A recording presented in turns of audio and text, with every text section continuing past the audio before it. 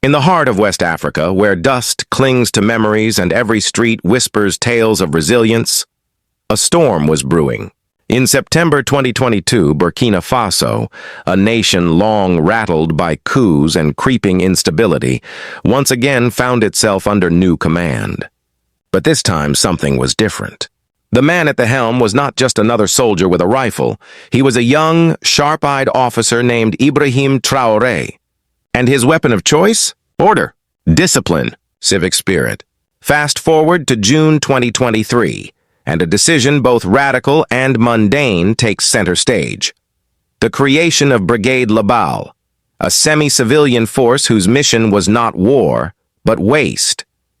Not to chase rebels, but to chase recklessness off the streets. Where most saw chaos as inevitable, Traoré saw a chance to rewire the soul of a nation. Don't scroll past. This isn't just a new rule book. It's a new Africa in the making. Tap subscribe and stay with us because change starts with those who dare. This is the story of a silent revolution, one paved not with bullets but with brooms, and the audacity to believe that transformation begins right outside your front door. Burkina Faso had known many storms before, but none quite like the one that swept across the country in late 2022. The streets of Ouagadougou were restless, the air thick with fatigue, and trust in the state hung by a thread. When the September coup struck, removing the existing leadership and placing a young army captain named Ibrahim Traoré at the helm, it sent shockwaves not just through the nation, but across the continent. The international press whispered another military takeover, but inside Burkina Faso, something else stirred, a question of survival. Yes, but also of direction. Captain Traoré, barely in his mid-30s, entered not with a promise of fire and fury, but with a statement so simple it was disarming. Nothing great can be built without order and discipline. For a land where daily chaos had become routine, from erratic traffic and open sewage to neighborhoods overtaken by cattle and waste, those words felt almost revolutionary. Less than a year later, on the 18th of June 2023, Traoré's philosophy took form in the creation of Brigade Labal, a civil-military hybrid task force designed not to fight terrorism or guard borders, but to reclaim order in the spaces where most revolutions never tread. Street corners, backyards, pavements, and storm drains. The mission was bold and strangely intimate: bring discipline into everyday life.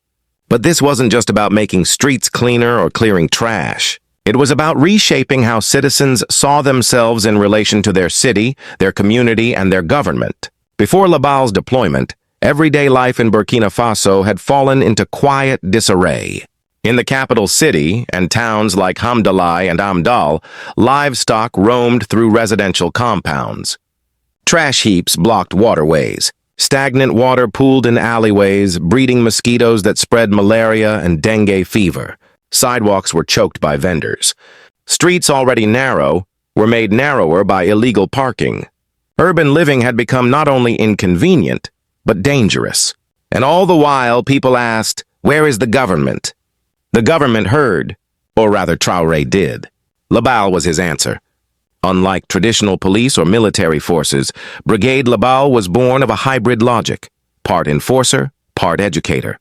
Tasked with both imposing civic codes and nurturing civic values, Labal's remit was sweeping. From handling illegal livestock to dismantling makeshift stalls, from unclogging drains to confronting environmental hazards, this force would not simply punish, but persuade. Theirs was not a campaign of fear, but of re-education. Structurally, Labal operated under a semi-military framework, drawing from both civilian volunteers and trained personnel. Dressed in khaki, their appearance invoked authority, but their actions revealed something different.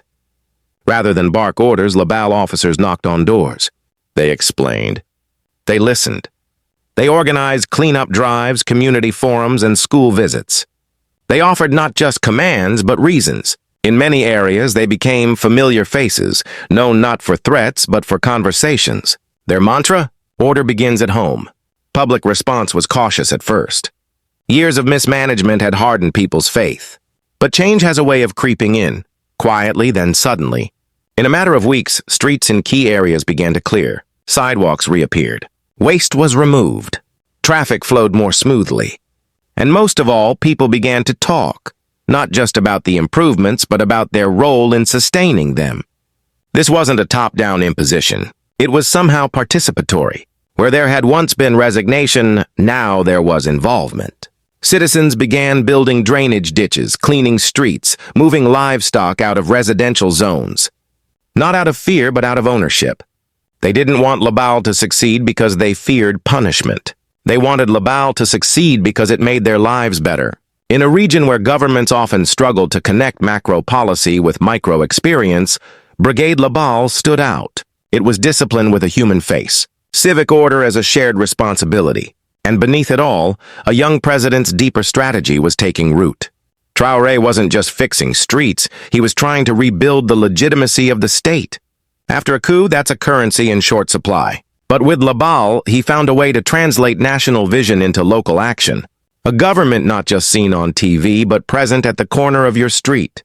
But would discipline alone be enough to heal a broken nation? At first, the whispers were wary. Some called it a new uniformed police. Others feared it was just another tool to assert military control over civilian life. In a country recovering from political turmoil, the arrival of Brigade Labal was met with equal parts skepticism and silence. Could a force that walked like soldiers and spoke like teachers truly change anything? But something unexpected began to unfold. Unlike the often feared gendarmes or the cold bureaucracy of traditional enforcement, Labal came with a different energy. They weren't just there to fine or confiscate. They came with clipboards, flyers, and invitations to talk. They didn't shout at vendors blocking walkways. They sat with them and explained how a few meters of clearance could change safety for an entire community. They didn't storm into compounds to chase out animals. They helped find solutions, offered transport, and even partnered with local groups to build safe enclosures.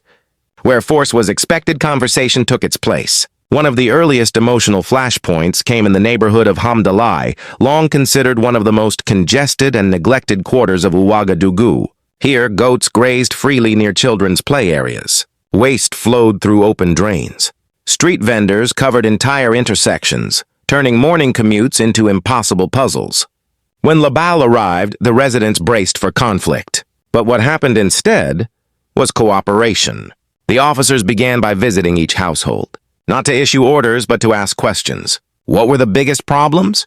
What changes did residents want to see? What support did they need to improve conditions themselves? Within 2 weeks, the transformation began.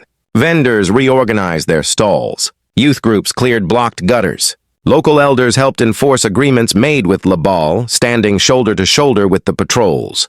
It wasn't just that Labal changed the streets. It was that they changed how people felt about their role in society.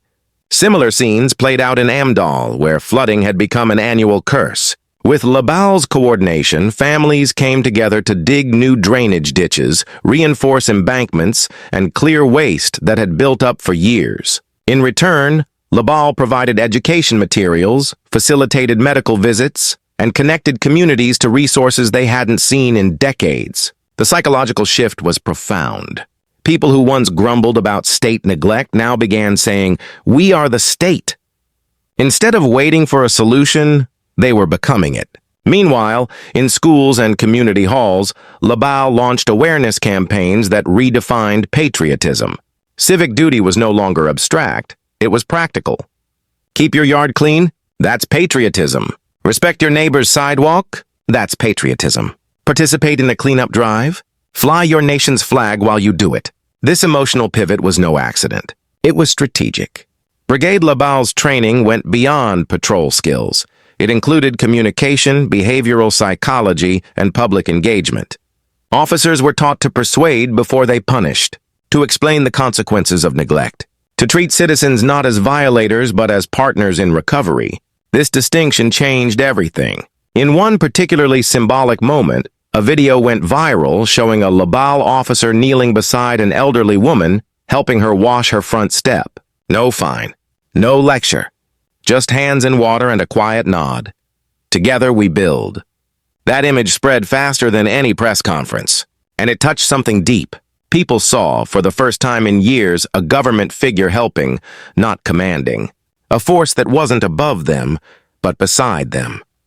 By the end of the second month, surveys in Ouagadougou showed an unexpected statistic. Over 70% of residents supported Labal's presence. But even more strikingly, over half said they had personally changed their habits because of Labal, not because they feared punishment, but because they now understood the why behind the rules. That, in essence, was the turning point. From fear to faith, from enforcement to empowerment, from being policed to being persuaded. And perhaps most importantly, support for Ibrahim Traoré himself began to soar. His name, often mentioned alongside Labal, became synonymous with action, not rhetoric. While international observers focused on the political implications of the Ibrahim Traoré coup, locals were witnessing something far more intimate, the rise of a new social contract, forged not through policy papers, but through shared brooms, cleared paths, and open conversations. What turned fear into faith? What did they really see in Labal? What began as a civic cleanup campaign soon revealed deeper layers, ones that touched the roots of political legitimacy and public trust. Brigade Labal was never just about the surface of things. It was about stitching back together a social fabric that had frayed through years of corruption, neglect, and silence. The civilian impact was the most immediate and visible. In neighborhoods long written off as unsalvageable, the air began to change, literally. Fewer open drains meant fewer mosquitoes. Fewer mosquitoes meant fewer cases of malaria and dengue fever. In parts of Ouagadougou, clinics reported a 15% drop in mosquito-borne illness cases within 3 months of Labal's launch. Garbage piles that once choked alleys and waterways disappeared. Street vendors, once a symbol of informal chaos, were now part of a more structured microeconomy, given designated spaces, supported by local councils, and empowered to regulate one another through peer accountability. Traffic improved in notoriously tight junctions as illegal parking was addressed not just with fines but with logic. Labal officers patiently explained how misplaced vehicles weren't just a nuisance. They were death traps in emergencies, delaying ambulances and fire trucks. Slowly, the message landed. But it wasn't just the streets that cleared, it was the air of helplessness. People felt useful again, relevant, capable of shaping their surroundings.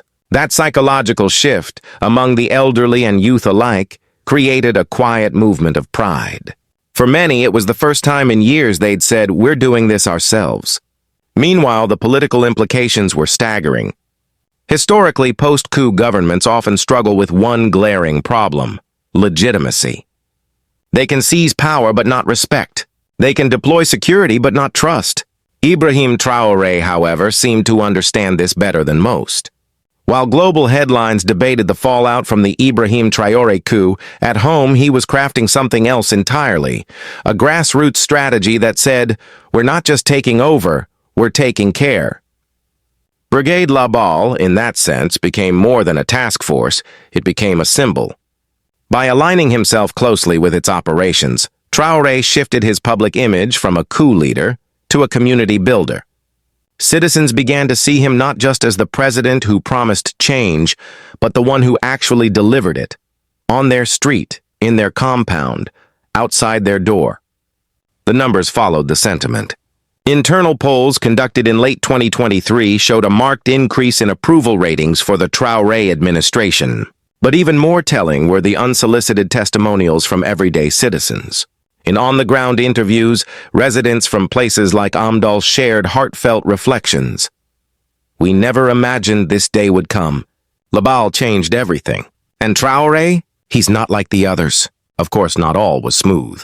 Opposition voices questioned Labal's long-term funding, its chain of command, and the potential for abuse of power. Some feared it might morph into a surveillance arm, disguised as civic outreach. But even among critics, one truth stood firm: Labal worked. Its results could not be denied.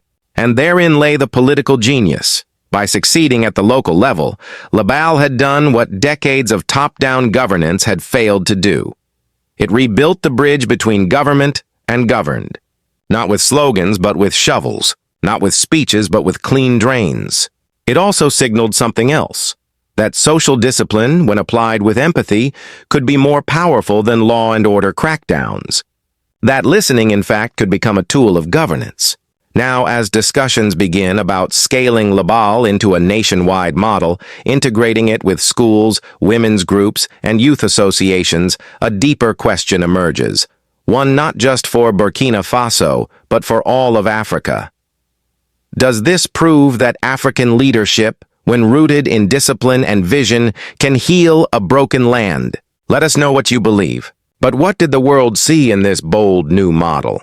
While the streets of Burkina Faso were being swept clean, the international community watched closely, not just with curiosity, but with caution. From ECOWAS to the African Union, observers debated whether Brigade Labal represented a breakthrough or a mirage. Could a post-coup government really pivot so swiftly from military control to grassroots reform? Was this model sustainable, or simply a symbolic gesture to pacify the masses? But in diplomatic circles, especially in Washington and Brussels, the discussion cut deeper. The Ibrahim Traoré coup in 2022 had already rattled international frameworks. With another leader coming to power through non-electoral means, concerns about democratic backsliding loomed large. Western governments, including the United States, maintained a wary distance, issuing statements urging a return to civilian rule and closely monitoring developments. And yet, what they saw next wasn't a hunt of hoarding power. It was a movement mobilizing people. Analysts at foreign policy think tanks began drawing comparisons between Labal and early-stage community policing models in Latin America and Southeast Asia. It wasn't militarization, it was civic engineering. And the results, though early, were difficult to dismiss. By late 2023, several embassies in Ouagadougou had quietly requested briefings on the structure and training methods behind Brigade Labal. Development agencies began discussing pilot partnerships, especially for urban sanitation and civic education. The rhetoric was shifting, from suspicion to consideration. In African capitals, Labal sparked something more visceral. Leaders from Mali, Niger, and Guinea, nations facing similar instability, began to study the force not just as a cleanup squad, but as a political tool of re-legitimization. Could they, too, create hybrid models that engage citizens at street level rather than ruling from distant offices? Yet the deeper question lingered in Washington: where does this leave America? The U.S. had long positioned itself as a promoter of democracy and human rights in Africa. But in the wake of the Ibrahim Traoré assassination attempt, where unnamed actors were suspected of trying to destabilize the young president, many began to wonder if external pressure might backfire. Supporting organic, community-rooted initiatives like Labal could offer the U.S. a rare chance to back stability without compromising values. But doing so would require a new mindset, one that sees African-led innovation not as a threat to democracy, but as its possible rebirth. Could this be Africa's answer to post-colonial governance? Burkina Faso now stands at a rare crossroads, not of geography, but of governance. What began as a quiet attempt to clean up the streets has morphed into a symbol of transformation. And the question is no longer if Brigade Labal can succeed, but how far it can go. The long-term vision is no secret. Government advisors have already hinted at plans to institutionalize Labal as a permanent civic body, expanding its presence from urban hubs to rural villages. But more than patrols and regulations, Labal is being reimagined as an educational force, one that teaches the next generation that patriotism isn't about slogans, it's about actions. Schools have begun piloting civic engagement modules. Women's groups are being trained as neighborhood coordinators. Youth associations are leading monthly cleanups and infrastructure repair drives. Bit by bit, the force is being woven into the very fabric of daily life. But with growth comes risk. Can Labal maintain its human touch while scaling nationally? Can it avoid the pitfalls of politicization, corruption, or public fatigue? Will its moral authority erode as its administrative structure expands? These are real questions, and President Ibrahim Traoré knows it. Perhaps that is why his messaging has shifted from command to conversation. He's calling on citizens not just to obey Labal, but to own it, to see it as theirs, a tool of community power, not state control. And it is this shift that may ensure Labal's survival long after Traoré leaves office. Because if the force remains tied only to his image, it risks fading with him. But if it is rooted in people's pride, it may outlast every politician. In many ways, the brigade is a microcosm of Traoré's larger vision for governance, a vision where citizens are not spectators, but architects of their own future. That's why the events surrounding the Ibrahim Traoré assassination attempt sent shockwaves, not just for the threat itself, but for what it represented, a resistance, perhaps foreign or internal, to a model that dares to challenge elite power by empowering the grassroots.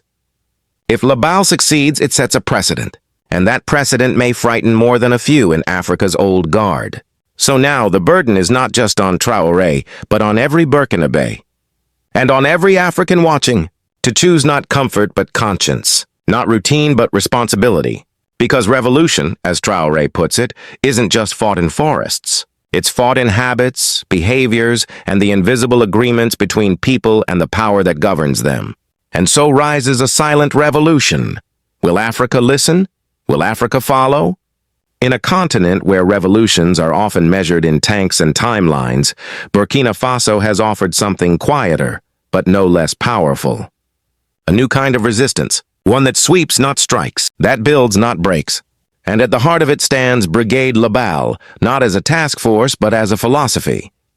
Through clean streets and shared responsibility, this movement has done what few post-coup governments dare to attempt. It has rebuilt the bridge between power and people. Not through laws alone, but through listening, dignity, and shared labor. The creation of Labal was not just a governance decision, it was a cultural declaration. A statement that patriotism is no longer about wearing a flag, but being the flag. And leading this charge is Ibrahim Traoré, a man once known only for the Ibrahim Traoré coup, now redefined by something far more enduring.